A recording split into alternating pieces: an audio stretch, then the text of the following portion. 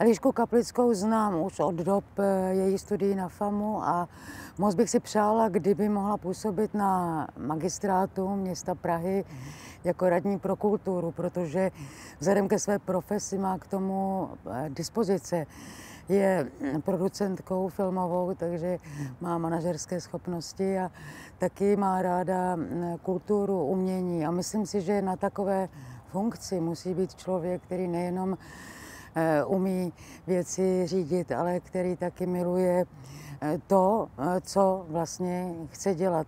To znamená, víme o tom, že bych chtěla se zasloužit o jakousi koncepci města Prahy, o její rozvoj, o urbanistickou koncepci, která není příliš připravená, a vím taky, že by mohla pracovat jako člověk, který má skutečně zájem o to město a o lidi, nejenom, že měla zájem o sebe. Takže Elišku Kaplickou já velmi doporučuji.